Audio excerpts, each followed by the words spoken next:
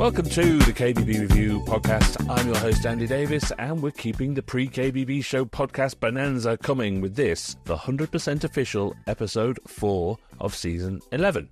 And we've got a great guest on today talking about a subject that is so important, so relevant, and so interesting that we really should discuss it more, and that's how retailers can be more sustainable. Yes, I know, but that's kind of the point.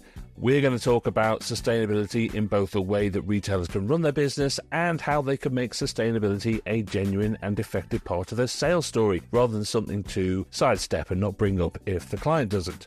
So I'm going to be talking to Steve Lister. Very excited about this. He's a consultant, an advocate, and all-round expert on sustainable retail for both retailers and their suppliers. So it's going to be so interesting. But first,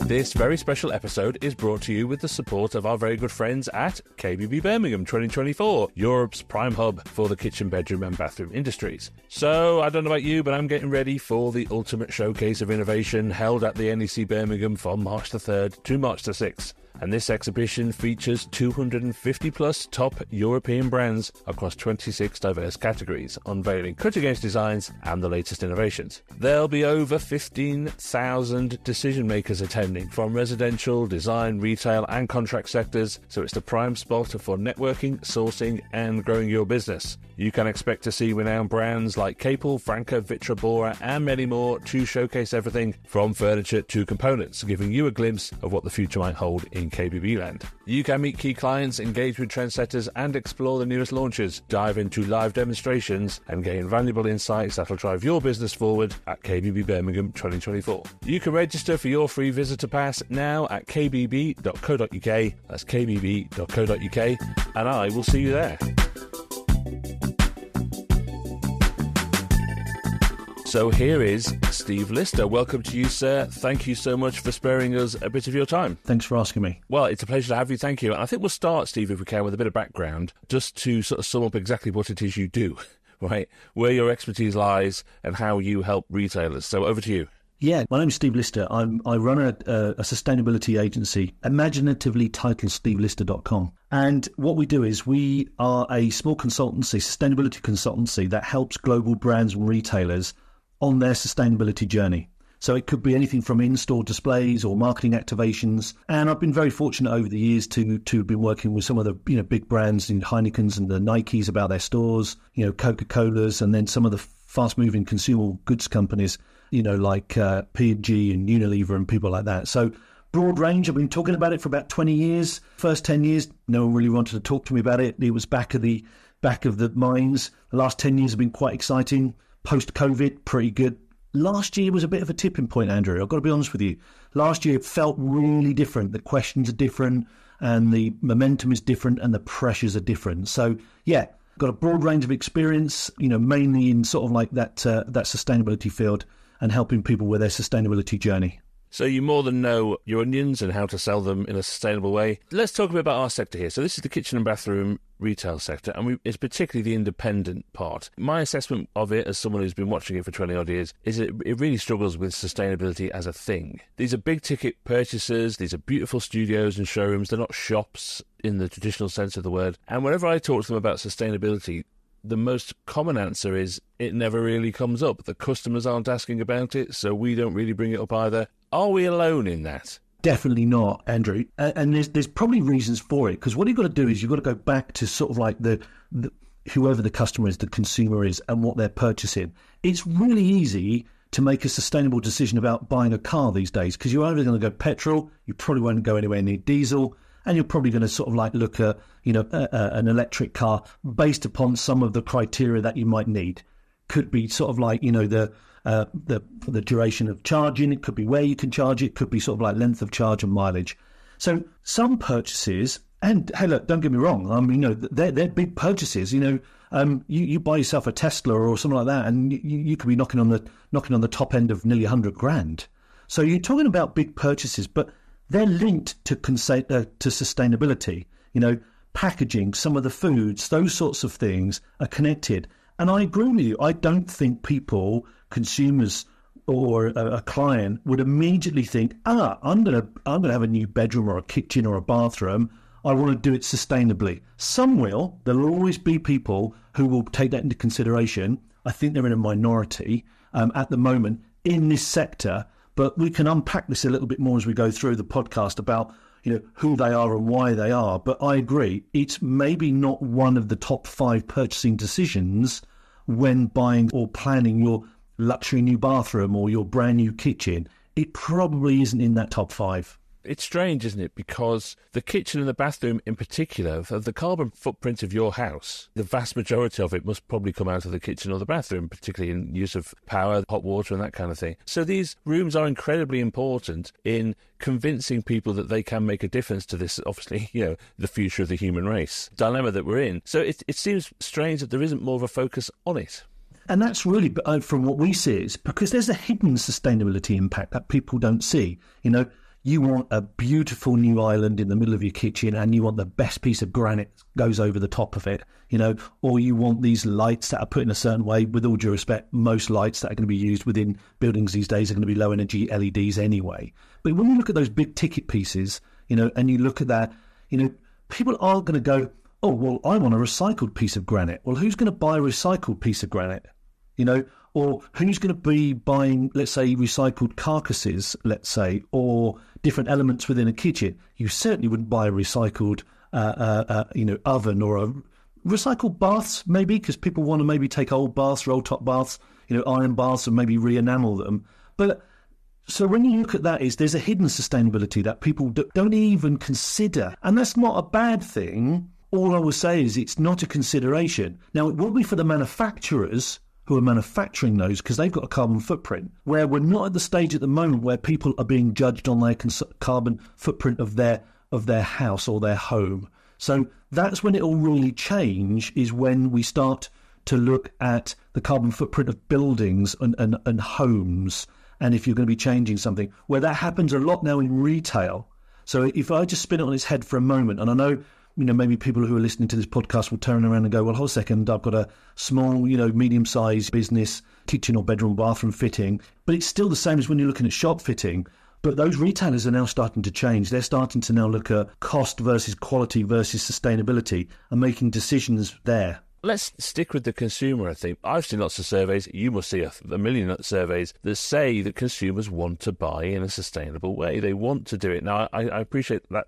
In their heads, they probably think of FMCG when they're thinking that. But there is a desire there somewhere. So how does a retailer in this kind of big-ticket environment make a virtue of the sustainability of something? How do you appeal to people that isn't just a moral argument? If I'm going to give a statistic, 80% of the environmental or sustainable impact or any product or display really starts at the design stage. And that comes from the Ellen MacArthur Foundation, which is a really great foundation that looks at sustainability within the physical world that we're in. So let's just go back to that piece. Now, if you're a client and then you're looking to interact with one of these businesses, you've got to look at things like, what narrative does a small business then start to take?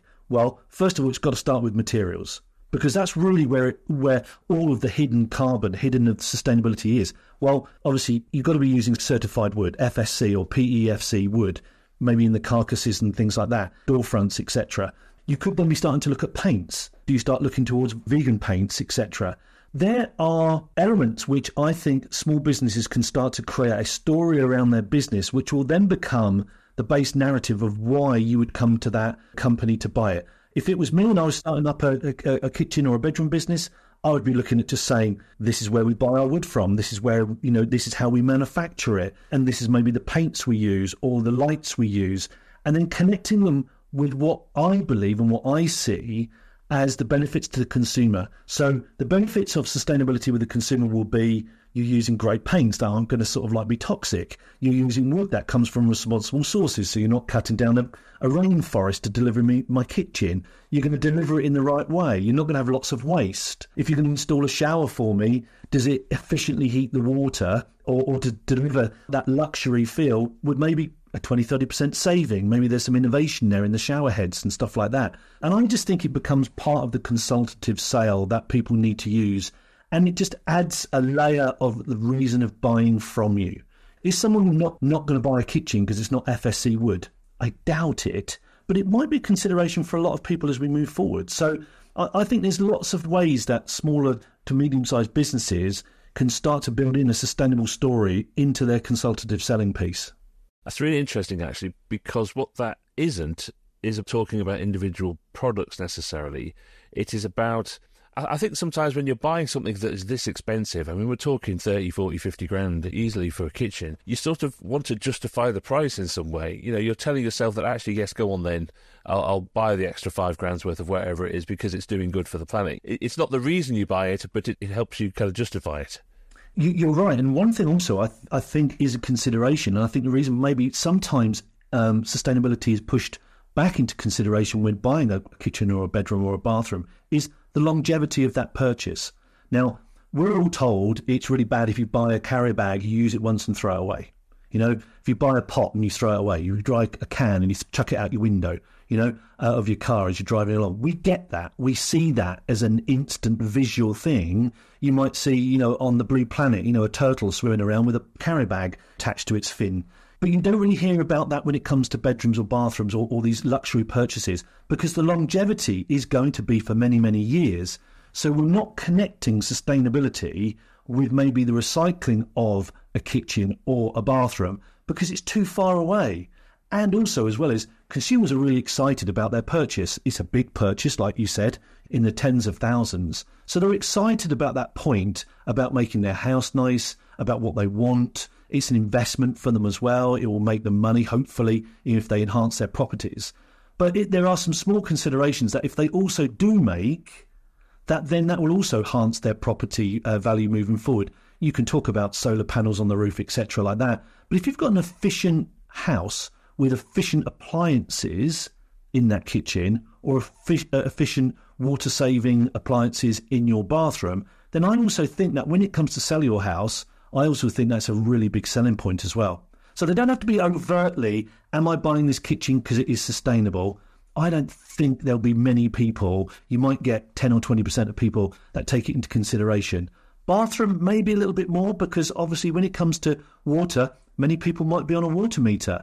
So wasting water is going to cost them money. So when you connect sustainability with energy saving or water saving in that way, then that will be a consideration because consumers or clients will actually feel that in their pocket. Independent retailers, by their nature, they drive business through recommendation and reputation, right? That's the principal way that they operate. And I think the way you're describing putting that story together is so interesting from that point of view, because it enhances your reputation. If people know that you are taking all this stuff into consideration, it's part of your story, and you can talk knowledgeably about it so that people can make informed decisions, I think that can only help recommendation and reputation. Absolutely. If you're in a sales, you're in your sales office and you're in your showroom, which you've spent a lot of money on, because let's not get away from the fact here. It's hard work having a small business. Maybe you've got one place, you've got one showroom. You've got your rent and your rates, and you've got all the your lighting and all of that. It's hard. It's hard owning a business, and I understand that. So anything you can do to build that sales pitch together that convinces you. That a client that's going to walk, the customer's going to walk through the door, why should I buy it from you? Okay, you don't have to go over the top with saying you're the most sustainable kitchen or bedroom or bathroom company in the world ever. Would that sell it? So, we've got to also, Andrew, let's not hide the fact, lots of people also don't care about this, and lots of people do. So, I'm a realist. I've been talking about this for 20 years, and I know that I can sometimes go into a meeting with a client, and they look me straight in the eyes and go, Steve, it's about cost. It's about quality. It's about longevity. Sustainability is going to come pretty much down here, Steve. So, we'll talk about that later. But if you weave it into the conversation about the reason why I'm giving you this tap system or this shower system, because it's energy saving, which will save you money, as well as it's going to look absolutely fantastic. We're going to do this in a way of putting these appliances into your kitchen because they're energy saving and can save you maybe 20, 30% based upon what you're currently using. Then all of a sudden you can connect quality with cost and sustainability, because that's the difficulty. If you take them in isolation, they're great. Once you start putting them together, they can actually become quite a powerful sell. So you've worked with some massive brands as you've described them. Can you think of ways that they've communicated this kind of story within the retail environment? Well, one thing we are learning is don't oversell it. And I don't know if people listening to the podcast have ever heard of the word greenwashing. Greenwashing is a statement that you can make which overstates, maybe bordering on untruth. I'm not going to use the lie word, but I've just used it. You've got to be careful that you don't overstate something. We produce the most sustainable kitchens ever. They are 100% recyclable at end of life. You've got to be really careful these days because as at the end of March, only sort of like end of next month, the Green Claims Directive is coming into Europe, and basically the markets authorities can start clamping down on people making these sorts of claims. So you've just got to be careful. So these retailers and brands are starting to pull back on using the words eco, using the words even things like green, because you can't substantiate those words. Even the word it can be recycled has to be substantiated. Is that 1% recycled or is that 100% recycled? So you just have to think about those things. But the great thing is if you've got a small boutique showroom and you've got your fitters and they're going in and they're taking out an old kitchen, well, hold a second, that's a great selling point. We can 100% recycle your old kitchen if we're going to install a new one. Now, you've got to make sure that you can do at the end of that life. But there are all sorts of different services you can add on the way you can do it. But definitely these retailers and brands now are being careful with what they say because, one, it has to resonate with consumers. And consumers are more educated than they've ever been about some of the things they're being told. So that's what I just think is people have learned, and you just be careful what you say. And if you are going to say something, make sure you can deliver it. And I think that's really hard, though, isn't it? Because if you're Nike or whatever, you have a guy whose job this is, and they are an expert and they work with people like you. But these are small businesses, and this stuff is just really complicated. It's really difficult to understand the language that's used, what the right thing to do is. And again, the point of independent retail is that they are experts in their field. And so this is a whole new field for them to be experts in. That if a consumer says, can you tell me what the rating of that whatever is, or what the recyclability of this is, or what's the origin of that? It's a really hard thing to get your head around. So I suppose in some ways it's easy not to bother. It is, and please, don't think anyone listening is thinking, I think this is easy, because it's not. This is not easy thing to do, and it's becoming more complicated as well, Andrew. We're getting asked more questions about sustainability than we've ever been asked before, and you're right. However, if you're a company listening today and you are wanting to start this journey, because believe me, it is a journey. I hope this doesn't sound a bit like an X Factor word, but it's not a destination. You're never going to get there. Because as soon as you get to where you think you're going to want to be, it's changed, and all the goalposts have changed because sustainability has changed. So if you want to start the journey, the one thing I would say, the biggest bit of advice I give small to medium-sized businesses is work in collaboration with your suppliers. Your suppliers, whoever you buy from, should have the information you need about what you're buying from them. It could be tiles, if you're in bathrooms and kitchens, if it's flooring, if it's paint, if it's worktops, the wood you're buying, I can go on and on and on. Those suppliers must know, one, where they come from and what are the sustainable benefits of those products. So, yes, is it going to be a steep learning curve for you? Yes, it will be. Is it going to feel uncomfortable asking those sorts of questions? Yes, it is. However, you'll be really surprised that as soon as you start asking those questions, you can build up your knowledge bit by bit by bit. It might be a bit about wood today. It might be something about glass tomorrow. It might be something about marble or worktops the day after or the month after. So don't be hard on yourself, because it is a journey. Start really with your suppliers. Ask them for why is it? Tell me, show me, educate me, and then you can build your knowledge from there. Journey is a very good way of putting that. And I think part of the reason to put yourself on that journey, from my point of view, is at some point you might be forced to do this. There might be some legislation will come in that will make you, if you want to sell anything, you'll have to be able to justify it in some way. How likely is that, do you think? Manufacturers in this market have an awful lot of boxes to tick when they make things, because they also sell an awful lot into house builders and construction, and they have an awful lot of levels they have to meet. That hasn't hit the high street yet, it hasn't hit people's homes yet, but it's probably going to, isn't it? It is, and you make a really great point there, Andrew. I think a lot of the responsibility at the moment will sit with the original manufacturers, not the small to medium kitchen, bedroom and bathroom companies that are installing them. So I think the main focus is going to be them to make sure that they're efficient, they've got efficient manufacturing, they can prove their supply chains, they've got certification around materials,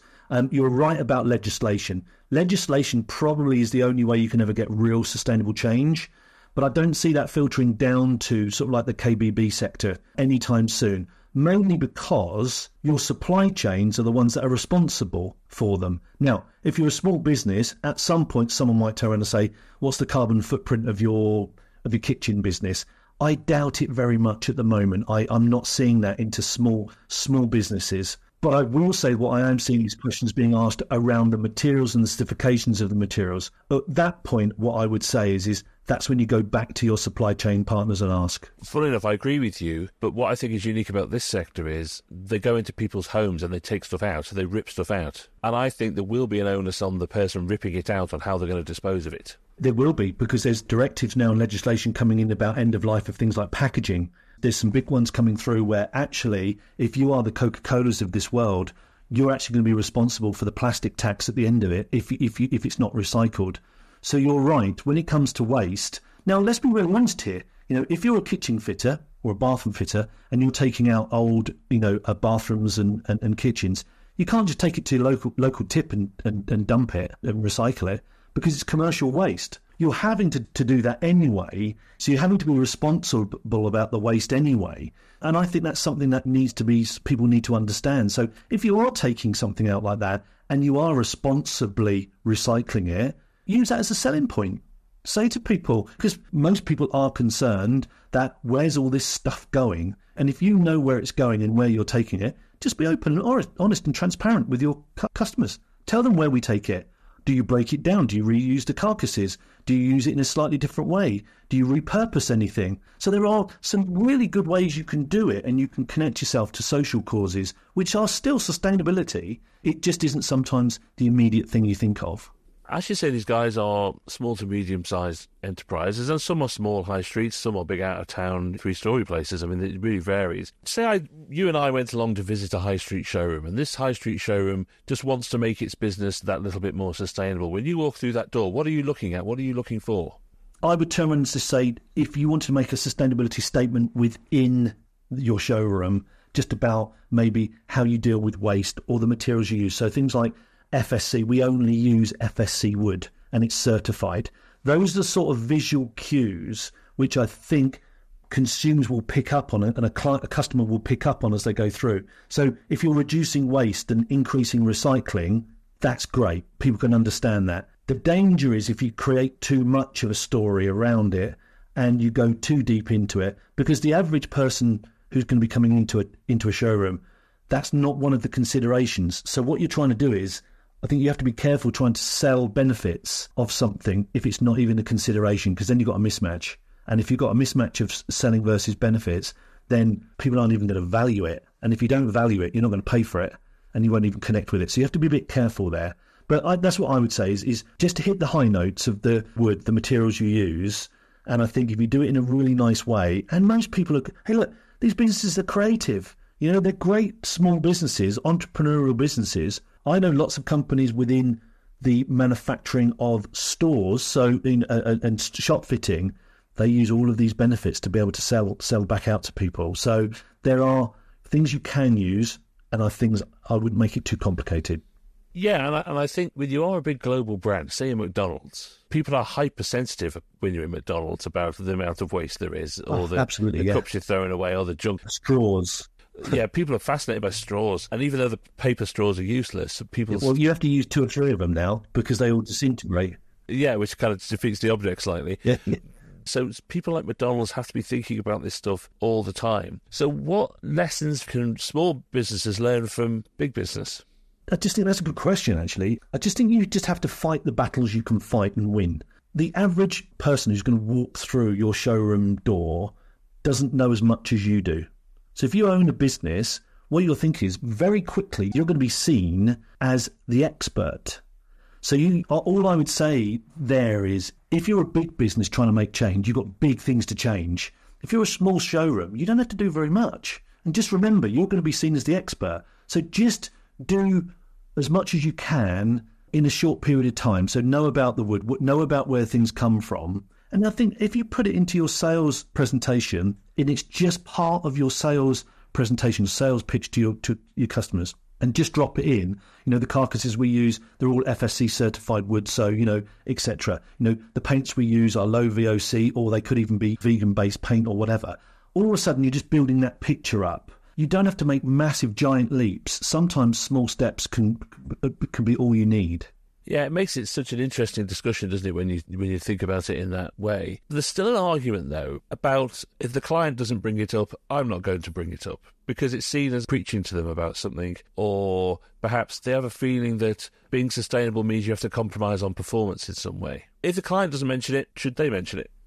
Yeah, I think they should, actually. I've got to be totally honest with you. I think if you weave it into your sales story, then there's nothing wrong with it. It can only help.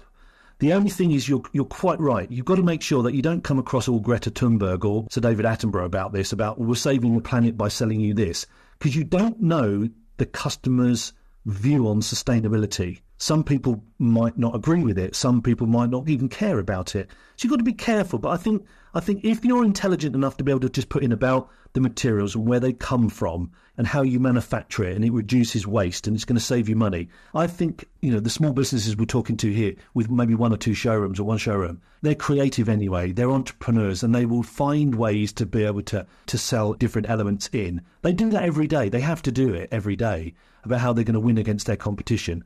I just think adding those small pieces in will never hurt. Don't go over the top by saying, like you said, we're the most sustainable kitchen company you'll ever go to, because then people might see that as maybe, are you lying about it, or are you telling some untruths? I would just weave it into the sales pitch. I think that there's no harm in doing that. And actually, I think some people are now starting to look at sustainability that equals quality as well. I don't think quality is compromised to sustainability. I'm seeing some materials coming out now that are beautifully designed materials, and you look at it and they're high quality. They just happen to have a sustainable story behind them. So I just think as it matures and as the conversation develops as we go forward, I think people will be able to balance that cost versus quality versus sustainability dilemma, much more as we move forward. I think so much of it's about momentum and whether that momentum builds up. So, for example, as you say now, it happened quite quickly. The thought of getting plastic bags when you don't need them, you just feel incredibly guilty about it. Even paying 10p for a plastic bag, you just feel, oh my God, there's a penguin somewhere that's going to suffer for this. You saw it in the numbers of the plastic bags that got sold. And I think that momentum argument is one now with cars. Everyone's talking about electric cars now and how what point they're going to get one, not if they're going to get one. And there's lots of debate around infrastructure around that. But that momentum is a very hard thing to build up in a purchase that you might only do every 20 years. And you're right. And I think if you can equate sustainability to quality and build it into your cost, then you're into a winner. But if you focus on sustainability as a single element, then you might come unstuck, because like we said, at the moment, there's no huge drive that I must have the most sustainable kitchen or bathroom. There are elements within it. For instance, I want to have a shower, and there are companies out there, like Triton Showers and people like that, who are making huge innovations in water usage, in the way their supply chains, how they make their showers. So when you look at that, that's a selling point. If you can use less water or less energy to heat your water, that is a huge benefit. That's a huge benefit. So those are the things I would say I would immediately bring into the conversation. And then as it builds, I would say if a client's asking more and more questions, it's a consideration for them and it's important to them. Every conversation is going to be slightly different, because you're going to have to just gauge it. Does this consumer client coming through the door value it? If they don't value it, just temper it down a little bit. If they do value it and they're starting to ask questions around sustainability, just turn it up a bit. That's all you got to do. Yeah, and I think the momentum bit comes very slowly, but there's a whole generation of purchasers now coming through that don't know how not to talk about this. It's always been part of their zeitgeist and conversation. Absolutely. If you're a Gen Z or under 20, sort of like 27, 28, you've grown up on sustainability. So it will be one of your considerations. It's really difficult because different age groups are considering, different things. If you look at all the reports and consumers at the moment, it's the youngest and the oldest people, believe it or not, who have got real sustainable focuses. The big chunk in the middle isn't at the moment, but if you're young or older, you seem to have a bigger focus on it, which seems quite strange. But these things change. And I'm sure it'll be different next year and the year after. So yeah, it's a journey and things change. You just need to make sure you keep on top of everything. Well, look, Steve, this is obviously an enormous subject that we could talk about for doing an entire series on and barely scratch the surface. So thank you so much for your time just to talk a little bit about it. And I think what I'm getting across here, and I think you're absolutely right, it's about weaving this into an overall story, not virtue signalling, and talking about it for your overall reputation and service rather than talking about individual products or projects. Yeah, you've got it. Collaboration is key here, everybody. You've just got to collaborate and challenge your supply chain to educate you. But you're right. It's a journey, everybody. You know, it's not a destination. Just wherever you are on it, even if you're at the beginning, enjoy it and use it as part of your sales process and weave it into your conversations. Brilliant. Thank you so much, Steve, and we'll speak again. Great. Thanks, Andrew.